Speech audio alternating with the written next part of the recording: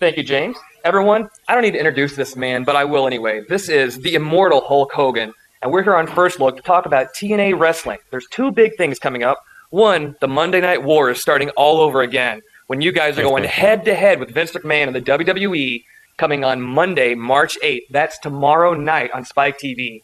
And they're coming to St. Louis with the TNA Lockdown. April 18th, it's going to be every match inside a steel cage. Hulk, thanks for being on First Look. What brought you to TNA? Oh, my gosh. Well, thank you for the opportunity to be here. And I got in a situation where I had to follow my heart, and I had a couple crazy years, with my life. And I said, okay, I'm going back to work.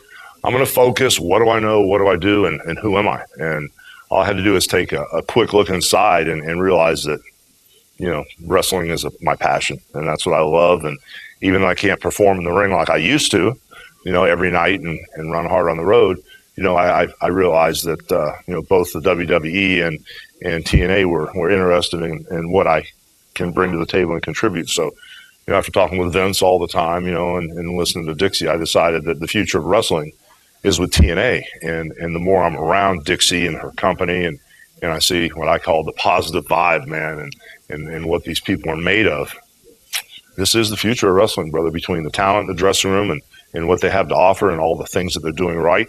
And the fact that when I first went to TNA a few months ago, Monday wasn't even anything that was even in the universe. It was impossible. Then all of a sudden it became a chance, and we had one Monday show, and the numbers looked good. And then it went from maybe in December to now. To right now we're doing it. So it's amazing that when you're on track and your intentions are pure and you're honest and you are around good people, it's amazing how good things happen in a short amount of time. So TNA was the only place for me. There was no other choice. Now, tomorrow night, when they go live on Monday nights on Spike TV, you are lacing up the boots with the Monster Abyss, and you're going against that nasty Ric Flair and AJ Styles. Yeah, that was a huge mistake. I kind of boxed myself in. I saw on the Impact episode, you were busted open. It was blood was flowing. Yeah, it was a situation where, I looked at Abyss and I said, he's my next Andre the Giant, my next Hulk Hogan, my next John Cena. And some of the people were looking at me like I was crazy, but after watching Abyss, he's got everything. He's got the size. I mean, he's got, the timing, the balance, the coordination. He's got the gimmick. His timing is impeccable. And guess what? He's a great person, And so I went, oh my God, I saw something in him that I don't know if anybody else saw. So I decided to give him the rub, the red and yellow rub. And the next thing I know, as soon as he gets in trouble, the crowd's going, Hogan. So I kind of creatively boxed myself in. I went, oh, great. What an idiot I am. McFly, okay. So it's a good thing, though, because it kind of like gives me a chance to, get in the ring and have fun, but that's not my forte anymore. It's up to the young guys like, AJ Styles and the Pope and Abyss and those guys to tear it down. Talented guys. Yeah. So I'm going to get in the ring and I'm going to survive one way or the other.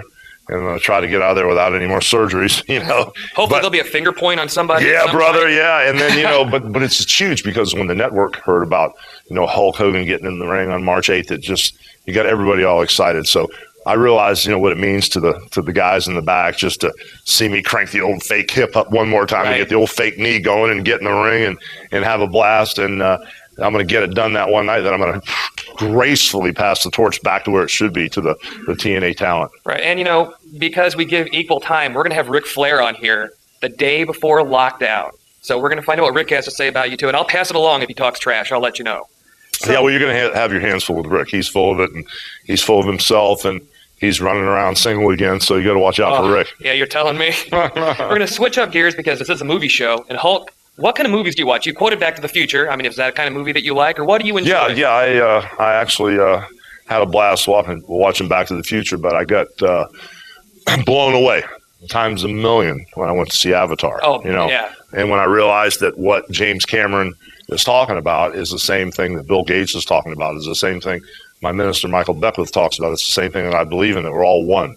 There's no in there and out here, So when you're going down the road and you throw a Coke can out the window, if you're up in the space shuttle looking down on Earth, you realize you're really not throwing it away, Right. That we're all one, we're all energy. And when I touch you, whether you're hard as this chair, or you're hard as a rock or whatever, we're all one. You know what I mean? So when I saw the movie, it hit me just so hard because that's what I believe in. That energy can never be created or destroyed, and we're just borrowing energy right now. And And, this is one life for forever.